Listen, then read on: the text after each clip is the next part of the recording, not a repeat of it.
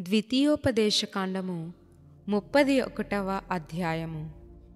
మోషే ఇశ్రాయేలీయులందరితో ఈ మాటలు చెప్పుట చాలించి వారితో మరలా ఇట్లనెను. నేడు నేను 120 ఏండ్ల వాడనై ఉన్నాను. ఇక మీదట నేను వచ్చుచూ పోవుచూ ఉండలేను. యెహోవా ఈ యొర్దాను దాటకూడదని నాతో సెలవిచ్చెను. నీ దేవుడైన యెహోవా నీకు ముందుగా దాటిపోయి ఆ జనములను నీ ఎదుట నుండకుండా నశింపజేయును.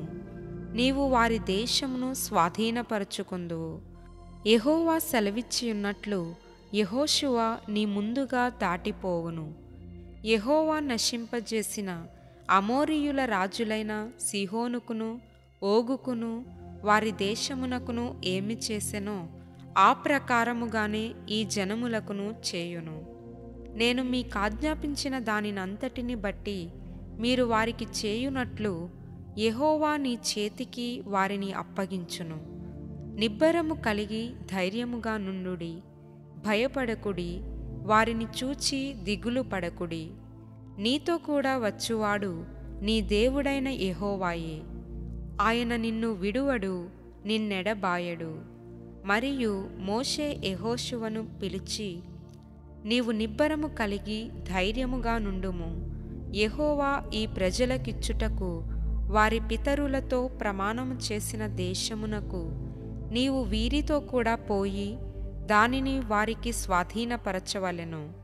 నీ ముందర నడుచువాడు యెహోవా, ఆయన నీకు తోడైయుండును.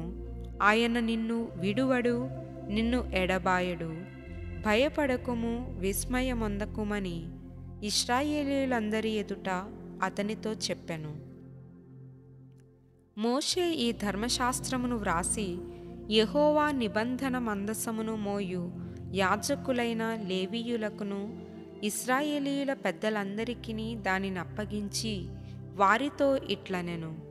ప్రతి 7వ సంవత్సరాంతమున అనగా నియమింపబడిన గడువు సంవత్సరమున నీ దేవుడైన యెహోవా ఏర్పరచుకొను స్థలమందు ఇశ్రాయేలీయులందరూ ఆయన సన్నిధిని కనబడి పర్ణశాలల పండుగను ఆచరించునప్పుడు ఇశ్రాయేలీయులందరి ఎదుట ఈ ధర్మశాస్త్రమును ప్రకటించి వారికి వినిపింపవలెను. మీ దేవుడైన యెహోవాకు భయపడి ఈ ధర్మశాస్త్ర వాక్యములన్నిటిని అనుసరించి నడుచుకొనున్నట్లు పురుషులేమి, స్త్రీలేమి, పిల్లలేమి, నీ పురములలోనున్న పరదేశులేమి వాటిని విని నేర్చుకొనుటకై అందరినీ పోగు చేయవలెను. అలాగు నేర్చుకొనిన ఎడల దాని నెరుగని వారి సంతతి వారు దానిని విని మీరు స్వాధీనపరచుకొనుటకు యొర్దానును దాటబోచున్న దేశమున మీరు బ్రతుకు దినములన్నీయు మీ దేవుడైన యెహోవాకు భయపడుట నేర్చుకొందురు. మరియు యెహోవా, చూడుము, నీ మరణ దినములు సమీపించెను. నీవు యెహోషువను పిలిచి నేనతనికి ఆజ్ఞలిచ్చినట్లు ప్రత్యక్షపు గుడారములో నిలువుడని మోషేతో సెలవీయగా మోషేయు యెహోషువయు వెళ్ళి ప్రత్యక్షపు గుడారములో నిలిచిరి.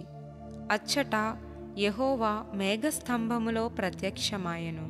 ఆ మేఘస్తంభము ఆ గుడారపు ద్వారము పైని నిలువగా యెహోవా మోషేతో ఇట్లనెను.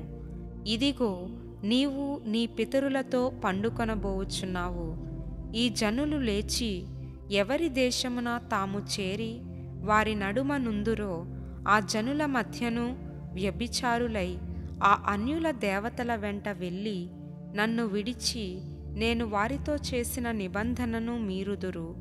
కావున నా కోపము ఆ దినమున వారి మీద రగులుకొనును. నేను వారిని విడిచి వారికి విరోధినగుదును. వారు క్షీణించిపోవుదురు. విస్తారమైన కీడులు, ఆపదలు వారికి ప్రాప్తించును. ఆ దినమున వారు, మన దేవుడు మన మధ్య నుండకపోయినందున గదా ఈ కీడులు మనకు ప్రాప్తించననుకొందురు. వారు అన్యదేవతల తట్టు తిరిగి చేసిన కీడంతటిని బట్టి ఆ దినమున నేను నిశ్చయముగా వారికి విరోధినగుదును. కాబట్టి మీరు ఈ కీర్తన వ్రాసి ఇశ్రాయేలీయులకు నేర్పుడి. ఈ కీర్తన ఇశ్రాయేలీయుల మీద నాకు సాక్ష్యార్థముగా నుండునట్లు దానిని వారికి కంఠపాఠముగా చేయించుము. నేను వారి పితరులతో ప్రమాణము చేసినట్లు పాలు తేనెలు ప్రవహించు దేశమున వారిని ప్రవేశపెట్టిన తరువాత వారు తిని త్రాగి తృప్తి పొంది క్రొవ్విన వారై అన్యదేవతల తట్టు తిరిగి వాటిని పూజించి నన్ను తృణీకరించి నా నిబంధనను మీరుదురు. విస్తారమైన కీడులు ఆపదలు వారికి సంభవించిన తరువాత ఈ కీర్తన వారి ఎదుట సాక్షిగా నుండి సాక్ష్యము పలుకును.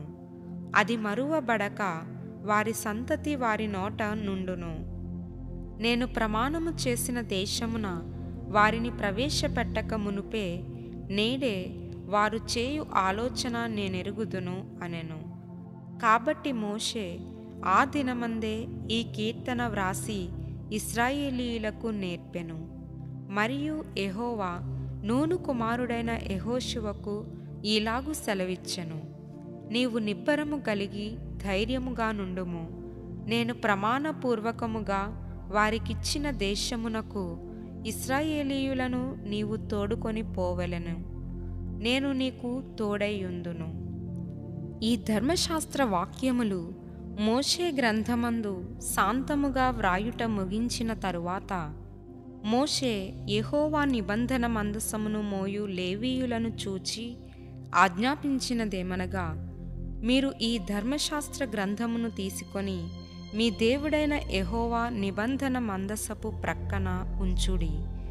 అది అక్కడ నీ మీద సాక్ష్యార్థముగా ఉండును. నీ తిరుగుబాటును నీ మూర్ఖత్వమును నేనెరుగుదును. నేడు నేను ఇంకా సజీవుడనై మీతో ఉండగానే ఇదిగో మీరు యెహోవా మీద తిరుగుబాటు చేసితిరి. నేను చనిపోయిన తరువాత మరి నిశ్చయముగా తిరుగుబాటు చేయుదురు గదా. మీ గోత్రముల పెద్దలనందరినీ మీ నాయకులను నా యొద్దకు పోగు చేయుడి. ఆకాశమును భూమిని వారి మీద సాక్షులుగా పెట్టి నేను ఈ మాటలను వారి వినికిడిలో చెప్పెదను. ఏలయనగా నేను మరణమైన తరువాత మీరు బొత్తిగా చెడిపోయి నేను మీకు ఆజ్ఞాపించిన మార్గమును తప్పుదురనియు ఆ దినముల అంతమందు కీడు మీకు ప్రాప్తమగుననియు నేనెరుగుదును. మీరు చేయు క్రియల వలన యెహోవాకు కోపము పుట్టించునట్లుగా ఆయన దృష్టికి కీడైన దాని చేయుదురు. అప్పుడు మోషే ఇశ్రాయేలీయుల సర్వ సమాజము యొక్క వినికిడిలో ఈ కీర్తన మాటలు శాంతముగా పలికెను.